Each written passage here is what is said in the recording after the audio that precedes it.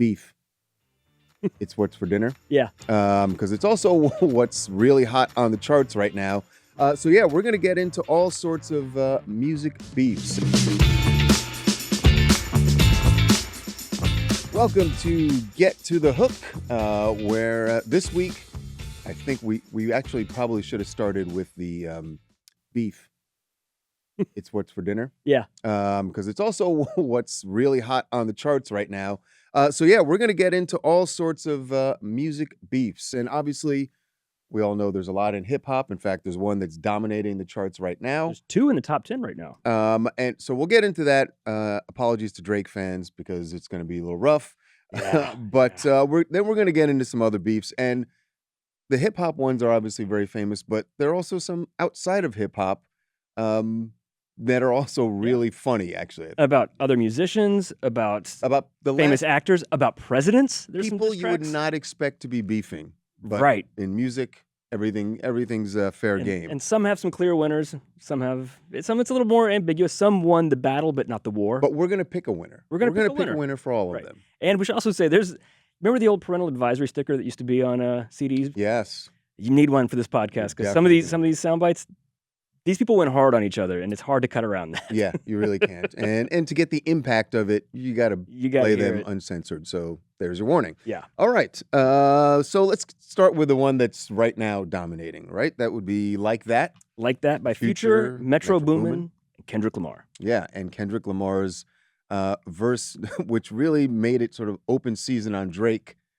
Everybody's coming for Drake right now. And everyone loves it still.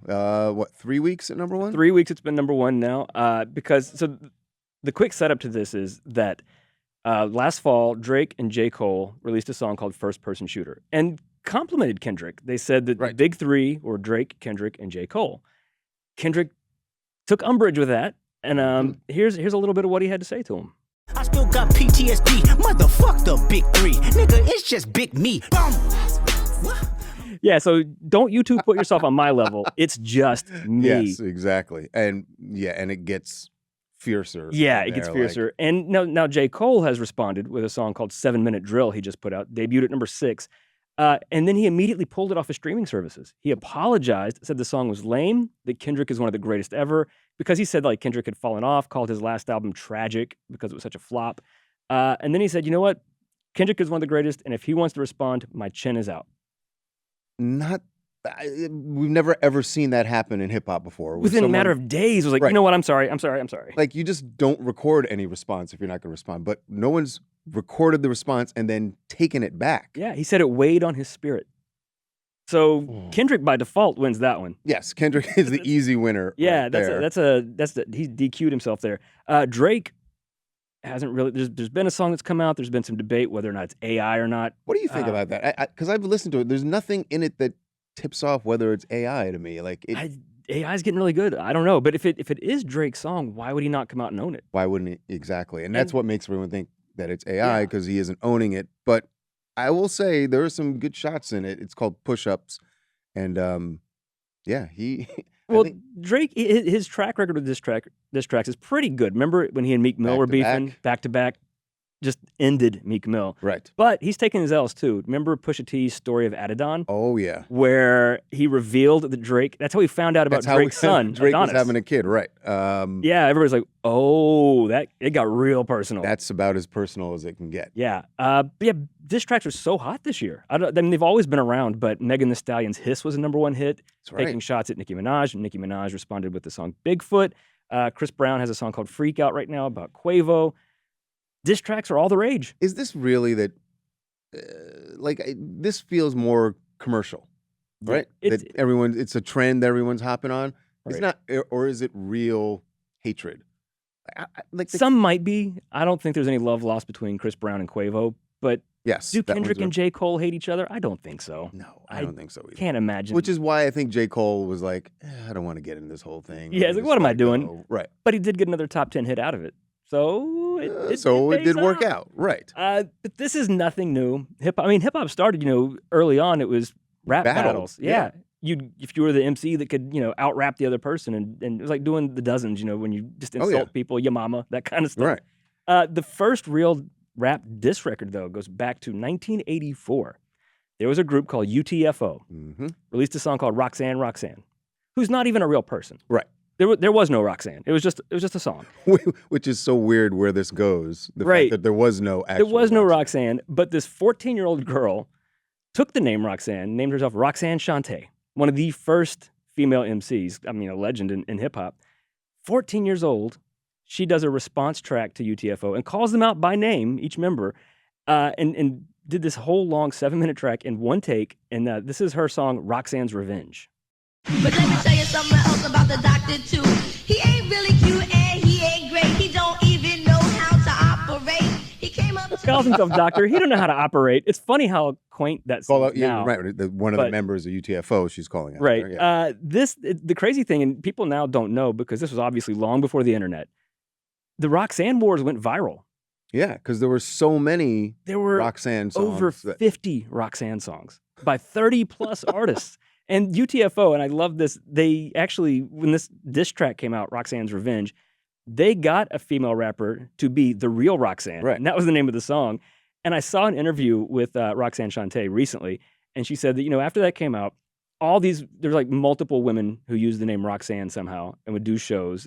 And so she's like, I didn't put a record out against them. I showed up to their shows and challenged them to a battle on stage. And all of them got so afraid, they stopped performing. They just stopped doing shows because they knew All the she'd other show ones, up. right. Right. So she ran them all out of business. I'm like, that is how you win a rap battle. By the way, who was the woman on the UTFO song, the quote unquote real Roxanne? Did they ever? I name don't even her? remember who that was. Yeah, she's not famous. She's no Roxanne Shante. Right. Oddly, the real Roxanne is less famous than Roxanne Shante. Yeah. So- Who was more famous than also the Roxanne who never even existed. Or maybe it's the one from the Police. I don't know. I don't know. I don't know, but it worked out. It was fun. Also around that time, remember the Bridge Wars? Yeah. We have an Oh opinion yeah. on this. Oh yeah. MC Shan back in the 80s did a song called The Bridge that basically said Queens was where was the hottest place for hip hop in the boroughs. Because You can't. hip hop's born in New York. Right. Well, Hold on. That's mean, not. as a That's whole, as Eric. a whole, Eric. I'm Hold saying on. That's because- disrespectful. That's disrespectful. I cannot I'm let getting that to it. stand. I'm getting to it. I'm All saying right. because in New York where as a in whole. New York? Where in New York, Eric? So after The Bridge comes out, KRS-One and Boogie Down Productions come out with The Bridge is Over, which says, no, the Bronx. Right. The Bronx is the home of hip Well, hop. before the bridge is over, there was South Bronx, Yeah. which was the more direct Yeah. response, and then it got to the bridge is over. But it was a because went turf war. backward. Yeah, but there's no turf war. I mean, I knew you were going to have an opinion on and this. I know that in later years, in the early 2000s, MC Shan, they settled the whole beef, and MC Shan came out and said, "Look, I never said that hip hop was born in Queens. I was just talking about my crew, and that we were from Queens, and that we were the best." And I guess when you go back and you look at the lyrics, okay, Yeah, I can dig it. it's But not, that's it's not a knock. But they never denied it at the time because it was, again, good for business, and they went back and forth. But if you suggest that rap was born in Queens and not the Bronx, Well, you got a problem. then you're gonna have That a is problem. just factually inaccurate, is what that is. Factually inaccurate. I- So clearly, KRS-One Well, wins on that one. you're biased. You're from the Bronx. Okay, yes. But no, you're right. But I did learn a fun little fact this weekend that I did not know, that the song, the KRS-One didn't do this because he was really so upset about MC Shan claiming Queens. It's because there was a DJ who was part of Shan's Juice crew, and Boogie Down Productions gave him a song to play on air, and he said the song was whack and wouldn't play it. So KRS-One was mad. Right. I was like, oh, your crew's got this song, The Bridge? No. And that was why he did that. It was more of a personal thing than a borough And a beef. turf war, right. If we're doing hip hop diss tracks, let's just go to the greatest of all time. Oh God. The number one. It hurts. Ooh. It hurts so Uh, much. It's Tupac. Hit him up. First off, fuck your bitch and the click you claim. West side, when we ride, come equipped with game. You claim to be a player. I mean, You could actually pick up, I mean, this sounds old, but if you had an LP, you Yeah. could just drop the needle anywhere in that song and it would be absolute just destruction. The first line of the song. So obviously that song was taking aim at Biggie Smalls because Biggie had released a song called Who Shot Ya that Tupac thought was about him getting shot. Right. And then even thought that maybe Biggie was behind it. The first line of Hit 'Em Up is basically Biggie was married to Faith Evans, and Tupac's like, yeah, I had sex with your wife. Didn't say it that way. Not in those words. Because my mom listens to this podcast. But it just went so hard from the first line of that song. It was the first time I heard a diss track where I was like, okay, this isn't fun anymore. Like, no, it's almost like actually, a criminal threat. I will honestly, if there could be a criminal charge for it, they would do it for this. At the beginning of it, I actually found it was very entertaining, and then it got like 2-3 minutes into it, and I was like, okay, someone's gonna get hurt. There's a part, and he takes on Mobb Deep too, and says like, don't one y'all have sickle cell or something? It's not even like a rhyme or anything. He's just yelling insults and facts. It's just, and then he's just. I would love to see when he actually like video of him recording it, because I'm sure he's just standing in the studio yelling out. Oh, but I mean, by the end of it, you can hear like his voice is almost ragged. He's just like so angry and agitated, and this would be great if it wasn't for the fact that within a year, Tupac and Biggie were both dead, both murdered. Yeah. This was like, okay, maybe this has gone a little too far. This is the only one that to me felt like very clearly there's nothing commercial about it, because that song was never going to get played on the radio. No. Never was. And Tupac knew that. This was not a song for radio. This was pure, just to make sure that you understood, that everyone on the East Coast understood where he stood. It was a declaration of war. I mean, and it was. And yeah, that there was no posturing. That was just unbridled anger on that song. So I'd like to say, I mean, just lyrically comparing Who Shot Ya and Hit 'Em Up, Tupac wins. Yeah. But really nobody wins on this one, right? Yeah, it's too, I mean, as a song, Hit 'Em Up is the winner there, and Tupac won that in that moment, but everybody lost that war. There were no winners there. Yeah. If that is the greatest diss track of all time, and I think we both agree on that, I think arguably the second and third place best diss tracks are aimed at each other. Jay-Z and Nas. Ugh. Ether and Takeover. Yeah. To set up, I go back and forth on this, on who wins on this one, but yeah, I've got sort of a split opinion. So this whole beef started in the mid '90s when Nas was supposed to appear on a Jay-Z song and just didn't show up. So what they did was take a sample of Nas's voice from one of his songs and put it in the song "Dead Presidents 2." And in part of Takeover, Jay-Z's song, which was the first shot fired in this, he acknowledges that he used Nas's voice, but then really insulted him with it. This is what it sounded like. Yeah, I sampled your voice, you was using it wrong. You made it a hot line, I made it a hot song. And you ain't getting. I mean, to tell him he was using his own voice wrong. Yeah. Like, I took you and did you better than you did you. Yeah. That's a diss. Listen, there were a lot of disses in that song. When I heard Takeover when I listened to the whole Blueprint album, and I heard Takeover, I was like, okay, that song is hot. Yeah. And you thought like that ended Nas. Because Nas had been around for almost a decade at that point. Or I had been, actually. And he hadn't really he wasn't broken as through hot at that moment. Yeah. And so it's like, okay, Jay-Z just ended Nas. I mean, Nas is respected and a legend, but you're done. And then just a couple months later, Nas returned fire with the song Ether. I am the truest. Name a rapper that I ain't influenced. Gave y'all chapters, but now I keep my eyes on the Judas. With the Ryan Sophie fame, kept my name in his. I mean, I influenced you. I made you. Right. He tells Jay, you're a copycat, and you only exist because of me. And there's a lot. Sometimes it gets a little homophobic. There's some not great stuff in that song. Yeah, there's a lot of.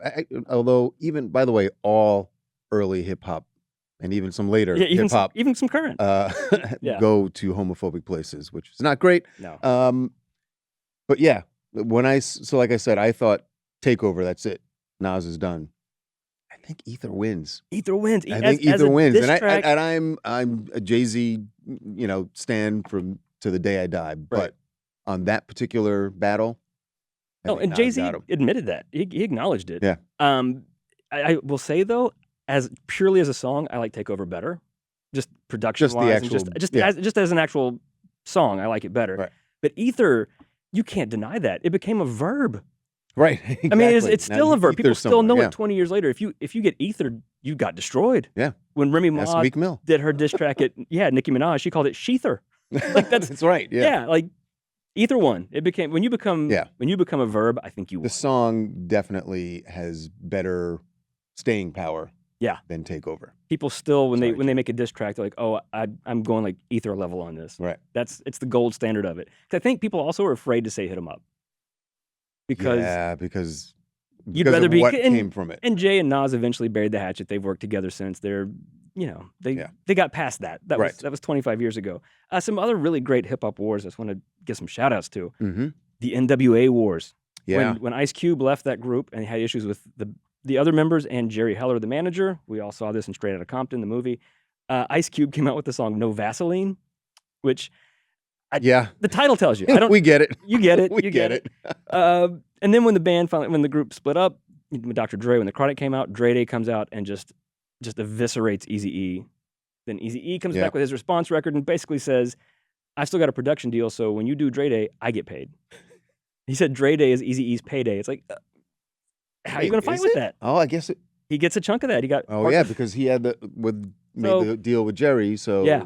Wow. So, but and that. Yeah, but that's just money. That's just money on the street. They that's all, not what... by '95, Eazy-E had died, and I think that was a real sobering moment for them. And he wasn't shot or killed. He died of AIDS. I think that kind of brought them all back together a bit. Yeah. And I think they're all cool with each other now. Yeah, now they are. Yeah, but money comes between people.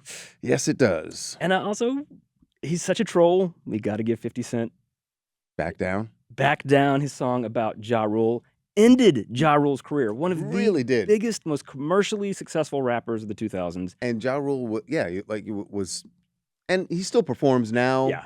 But and there's some love for him now. I think people are nostalgic. But in the moment, one of the lines he said, 50 Cent said, "Ja Rule is a Pop-Tart sweetheart. You're soft in the middle." And being called soft and pop, it made him seem corny in that moment. Yeah. And so people didn't want to listen to him, especially when they had 50 Cent. Right. Who was, had the whole backstory of being shot 9 times and had a piece of a shrapnel lodged in his jaw. Yeah. He seemed so much tougher. Much better street cred story than anything, than being a Pop-Tart. Yeah, and then the thing when he has Ja Rule's mom, or grandmother thing at the end of Back Down, where he's like, "Now leave Jeffrey Atkins alone." I mean, it just made him look like a clown. And that's so unfair. I hate that for We should have known at that point that 50 Cent was going to become what he is now, which is the internet's greatest troll. You got to give him. He always been who he is. Yeah, always. Always has been that. But diss tracks are not just rap. They're not. They are not. And it's weird that you don't think of these as diss tracks because they're just, some of them are actually very happy songs. Great pop songs, some cool rock songs. I learned something else to learn this weekend. I'm going to go way, way, way, way back here. Do you know what is technically a diss track from 1754? 1754? Yes. I was like, no. Okay, no, now this is a joke. you're really going to, okay. It's a song we all know. Beethoven's Ninth? Yankee Doodle is a diss track from British soldiers before the Revolution to American soldiers because they said Americans were shabby and low class and they thought they'd be fancy dandies if they just took a feather in their hat. Like that made them high class. So British soldiers would sing this to shabby American troops, stuck a feather in his hat, called it macaroni. "I'm a Yankee Doodle dandy." It was an insult and we didn't get it. And we thought, patriotism. So then we stole the song, added some verses about George Washington. It's the state song of Connecticut. It is? I didn't know that either. It is. So it was a diss track from British people to how low class and stupid we were. And we were too low class and stupid to get it. Wait, do all states have songs? I think some do. I think Ohio's the only one that has a rock song as a state song is "Hang On Sloopy" by the McCoys from the 60s. But wow. So yeah, so all right. Diss tracks go way, as long as there have been humans and as long as there's been music, people have been insulting each other with music. But let's go slightly more recent. Yankee Doodle dandy. Wow. And we didn't get it. Yeah. So I think kind of Britain won in that. Although we took the song back, so it's ours now. Yeah, we took it back, and also we won the war. So and we did win the war. So take that, Britain. Yeah. Let's jump to the 1970s. A long time ago, but much more recent than the 1750s. Carly Simon, "You're So Vain." Yeah. Was a diss track, and for years people have wondered who that song's about. Boy, she held on to that secret. She still held on to a little bit of it. So she said that the second verse of that song is definitely about Warren Beatty. Right. Iconic A-list actor. Because they did date for a while, and the lyrics in the song, she's like, basically, you just threw me away when you were done, kind of. Yeah, this is Carly Simon's "You're So Vain." You're so vain. You probably think this song is about you. You're so vain. I Do you have a problem with the song though? Yes, you have the same problem I do. I think we've discussed Yeah. this. Is he vain or correct? The It is song about him. is about him. So I'm sorry, Carly, you're Yeah. wrong. You think it's about you. It is about you. So the he's right. secret she's held on to is that that's just one verse. There are That's other what she verses says. that are clearly And she so- says about other people. She tries to get around what we just said because she goes, oh, well, Warren thinks the whole song's about him. But it's really just the second verse and I guess the chorus. She's not really said who the rest is. The rumors have always been either James Taylor, her ex-husband, Right. or Mick Jagger. And that one she actually shut down. She goes, Because Mick Jagger sings on the song. he does very prominent vocals on that song. Yeah. And she goes, I never would have been so clever or so cruel as to trick him into singing about himself. So she said, no, it is not about Mick Jagger. So that one's more lighthearted and kind of fun. But she wins. She wins because, Warren Beatty. We're Warren Beatty's still, not a singer. Still waiting, Warren. yeah, Where's your response? yeah, we're waiting. This one's a little more, gets a little more into the woods here. Sweet Home Alabama, Into the Lynyrd woods? Skynyrd. Did Yeah, you mean to I say did not that? mean to say that. This was a diss song about Neil Young. Right. Because Neil Young had released songs called Southern Man and Alabama that were calling Alabama in particular, the South as a whole, to task for racism. Right. And Lynyrd Skynyrd had a problem with that, and they called Neil Young out by name in the song. So this is them calling out Neil Young. Well, I hope Neil Young will remember. I said that man don't need him around anyhow. It's such a good song, though. Such a great It's song. such a good song. And, But and I like it. And I have an issue. go ahead. And I should have just looked this up, but I always have mixed emotions about the song because to me, what Neil Young was singing about was a valiant thing to be singing about, that racism is bad and there were things that needed to change in the South, in his opinion, and millions of people's opinions. So for Lynyrd Skynyrd to come back with this particular song, if they're just saying, look, we don't want this Canadian guy singing about our state, I get it. But because what he was really talking about was racism, I've always felt is the song racist? Yeah, I tried to get to the bottom of that because Are they defending racism? it depends on who you ask. And I'm talking about the songwriter. So Ronnie Van Zant, the singer of Lynyrd Skynyrd, who died in the plane crash, one was a huge Neil Young fan, used to wear Neil Young t-shirts. There was an urban legend that he was buried in a Neil Young t-shirt. I think that is not true. And Neil Young was a fan of that song, and he even apologized for Alabama and said it was kind of condescending the way he spoke to people. But Ronnie Van Zant, because there's a line in the song where it says about, like, in The governor. yeah, about we love the governor, who was George Wallace at that time, who was very Not a great pro-segregation, not a great guy. There's a part in the song where it says, we love the governor, and then the backing vocals say boo, boo, boo. So in Ronnie's mind, he's like, that's us booing the governor. Okay. Like, sort of like acknowledging Neil Young as a point. Right. One of the other writers of the song said, no, it was making fun of the North booing us, but we love our governor. And he goes, it's not a cool, and he said this in the late 2000s. Right. He goes, it's not a popular thing to say, but yeah, we were defending the governor and defending Alabama in the South. And it's like, well, that's pretty racist. Well, at least one of the songwriters Did not seems think it to was be that. espousing the racism. Yeah, I mean, it is a catchy song, though. So Still a catchy song. Winner as a song? I wouldn't ever sing it at karaoke. Let's put it that way. You don't want to go to Alabama and sing that? No, I'm definitely not going to be doing that, Eric. Yeah, please don't do that. Even the biggest band in the world was not above petty beefing. When the Mhm. Beatles split up in 1970, there were a lot of hurt feelings there. Oh, yeah. There were a lot of songs written. Paul McCartney had a song called Too Many People that was knocking John Lennon for breaking up the best thing either of them would ever have. John Lennon wrote a song called How Do You Sleep to Paul McCartney. George Harrison did a song called Wah Wah that was calling out John and Paul for not appreciating how talented he was. But the funniest thing out of all this was a few years after that, they were still in their feelings. Yeah. John Lennon did an interview and was asked what he thought about Paul McCartney's solo work. And he just dismissed it and said, it's all a bunch of silly love songs, isn't it? Which is a cruel thing to say to a songwriter. Sure. Your songwriting partner, Right. behind the Yeah. greatest band ever. Yeah, like you were the weakest part, basically. So Paul's like, well, so what if I write silly love songs? What's wrong with that? And then because he is a genius, he's like, oh, Let me put a catchy beat behind it. and we got this gem. You think that people would have had enough of silly love songs?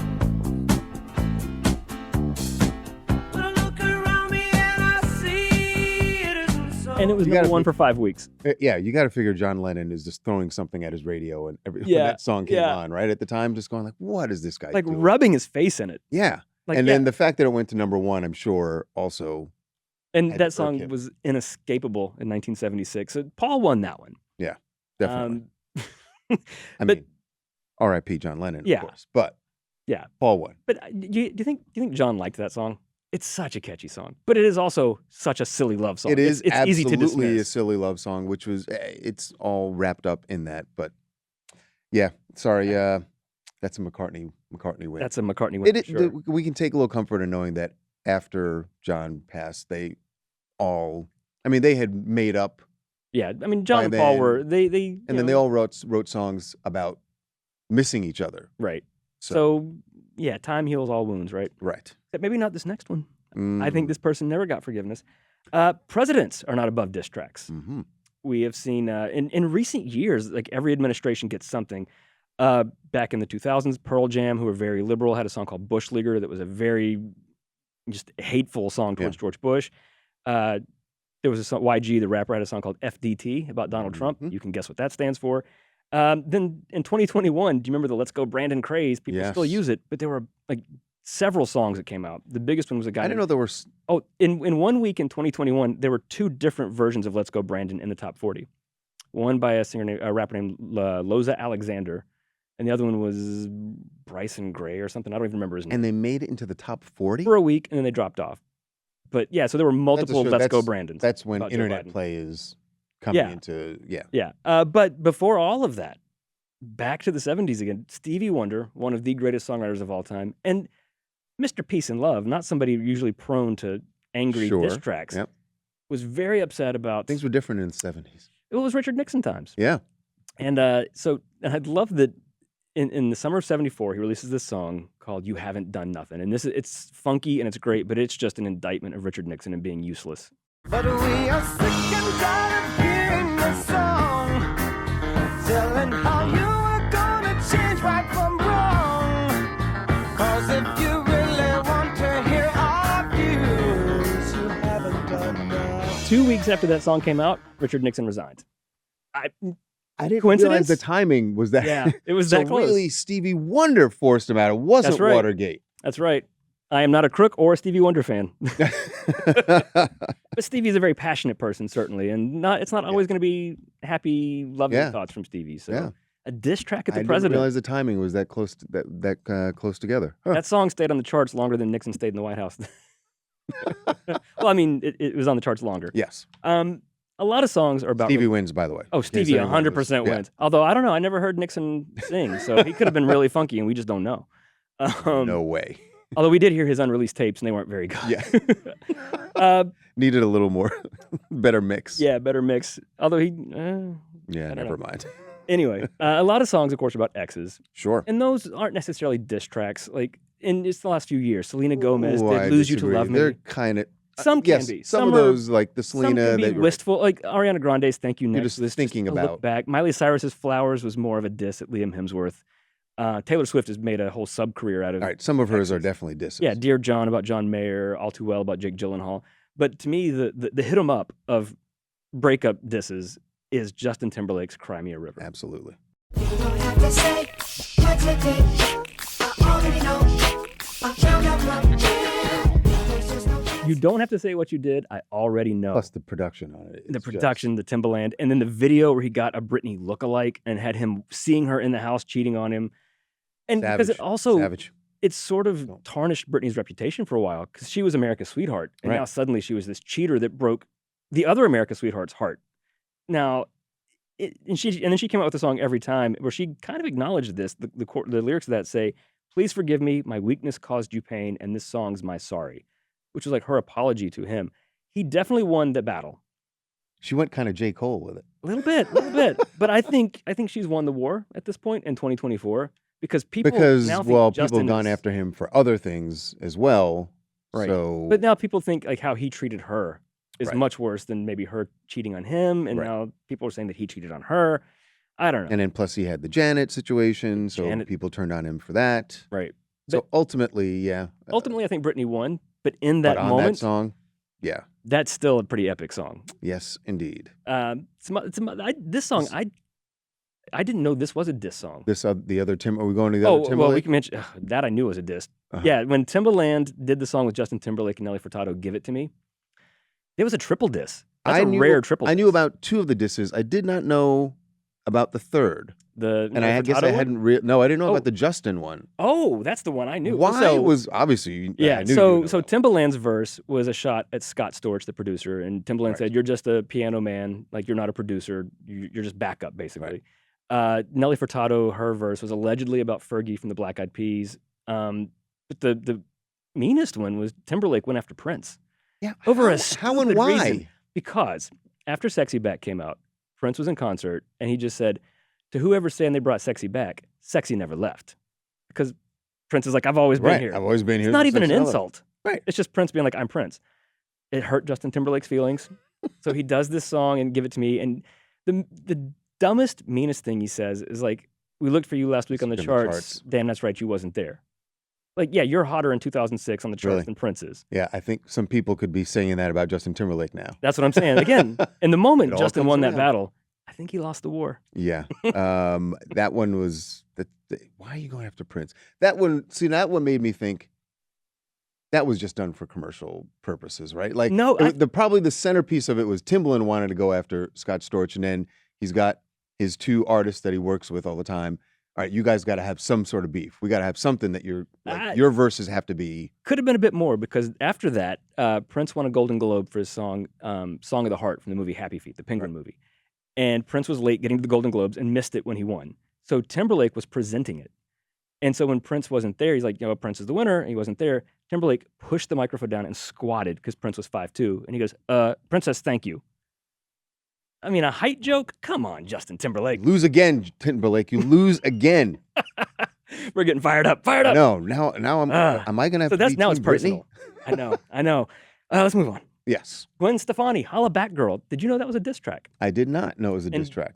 Who it's about shocked me. Courtney Love. And you're like, what? When did Courtney Love say anything about Gwen Stefani? 2004. Okay. She did. Courtney Love was doing an interview, and she said, "Being famous is like being in high school, but I'm not interested in being the cheerleader. I'm not interested in being." So I'm ready to attack, gonna lead the pack, gonna get a touchdown, gonna take you out. That's right, put your pom-poms down, getting everybody fired up. Few times I've been around that. She's saying basically, if you think I'm the cheerleader, then I am, and I'm coming for Funny you. that she took the line, she took the whole insult Yeah. and said, "All right, I'm just going to turn this into a hit song." And also, kind of like the "You're So Vain" thing, but you are hollering back, so you are a holla back You girl. This whole song is a holla back.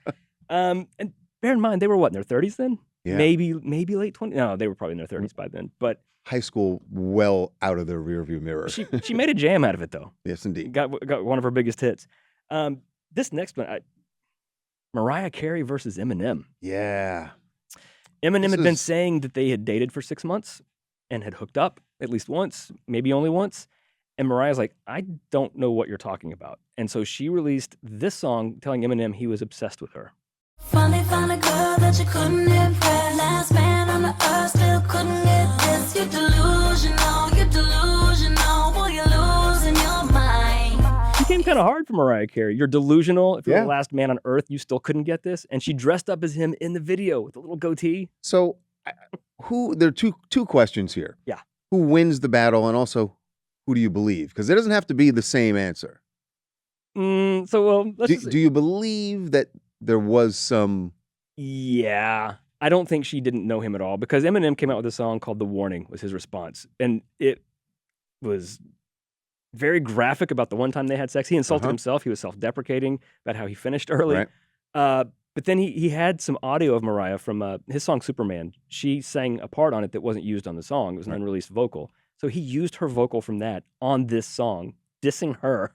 And basically it's called The Warning. He's like, "I've got pictures, I've got voicemails. You don't want me to release all this."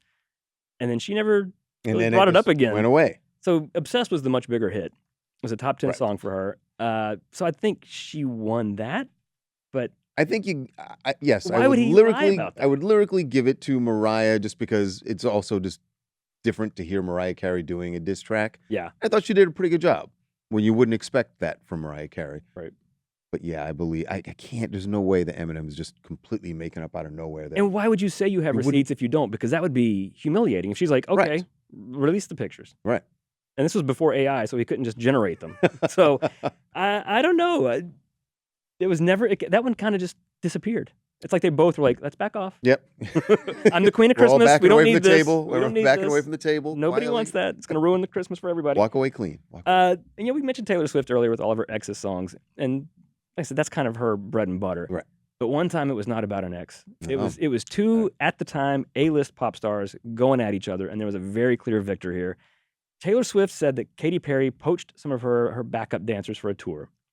I remember us doing this story, Yes. and I was like, is this really a story? It seems Like, so weird and petty. Who cares? Like, you're not going to get dancers, but What was it? Taylor had, like, her concert was, like, postponed or something, or they were working something out, and the dancers were not on retainer, I think. Right. So Katy Perry swooped in and, like, well, I'm on tour right now. Come with me. And they did. And Taylor took that as just a betrayal. A lot of things are betrayals to her. So she released this song, Bad Blood. 'Cause baby, now we got bad blood. You know it used to be mad love. So take a look what you've done. 'Cause baby, now we got bad blood. Hey, now we got problems. It's weird hearing Taylor Swift being hard, you know? That song got to number one. Katy Perry responded with a song called Swish Swish, which bombed. It was sort of part of the beginning of the end of her reign as an A-list pop Right. star before she went to American Idol. Taylor Swift won that. oh yeah, And then they eventually and got made Kendrick up, Lamar. and she got Kendrick Lamar on the remix of that. And it was his first number one hit. They've made up now. They're pals. But it also still seems like, given how huge Taylor Swift is, it's like Katy kind of kissing the ring. a little bit. You got Little to. And By the way, that just reminded me that the Kendrick being on that song comes up in Drake's response to Kendrick right. in Push-Ups. There's the thing about, oh, you got to go do a verse for the Swifties now. Yeah, it's like an infinite loop of diss tracks here. But yeah, Taylor won that one. Last one I want to mention, just because I just found this little fact out this week, and then I thought this was hilarious. Now, this is a good way to win a diss. There's a clear winner in this one. Uh-huh. In the late 90s, Trent Reznor from 9 Inch Nails was asked what he thought about Limp Bizkit. I'm guessing it was not favorable. It was not favorable. By the way, get off Trent's ass for that. There are very few people who were saying positive things Right. about Limp Bizkit. Except but they were also one of the most popular bands in the world at that point. So I know, which some people did always- like them. And this was after Woodstock 99 when there was like the riots, and Limp Bizkit was a big part of that. They were the headliner. So Trent Reznor called that out and just like basically said, you suck. Well, Fred Durst was a 9 Inch Nails fan, and this really hurt his feelings. So many hurt feelings we've talked about today. So he did this song called Hot Dog on Limp Bizkit's, God, I hate saying this title, Chocolate Starfish and the Hot Dog Flavored Water. It's the most immature title, but that album sold 1 million copies in its first week. That was a big, big album. I've never understood that. They were doing Backstreet Boys Britney numbers at the time. But so he does this song Hot Dog, and he does this diss attack at Trent Reznor and mentions a couple of 9 Inch Nails song titles. And the beat, look at me, I'm referencing Right. you. And then he used the chorus lyric from their song Closer. Actually lifted the line. Yeah, he used that line and tried to flip it. Trent Reznor did not release a song in response, did not acknowledge it. He just said, oh, you used my lyric, I get a co-writer credit, give me part of the royalties. And so Trent Reznor got himself Maybe credited. the best response Yeah, ever. he is credited as a songwriter on a diss track about him. And when that album sold 1 million copies, Trent Reznor made a lot of money. Oh my God. That's That's why he's Trent Reznor. Don't go for him. the best comeback yet. The best So comeback. I'm not going to waste any time writing an actual response. Every time you insult me, pay me. Trent Reznor wins. Wins. That clear winner, Sorry, Fred.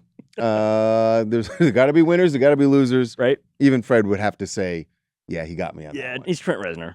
Have they squashed their beef? I don't know that he cared enough to squash it, Yeah. Trent Reznor. I don't think he ever thought about it again. He gets his mailbox money, whenever that song gets streamed, and then goes that's polishes his Oscars. and that's the way all beefs should be settled. Right, right. Yes. Just keep it on money. Keep it on wax and money, and that's it. That is going to do it for this week on Get to the Hook, and we will catch you next time.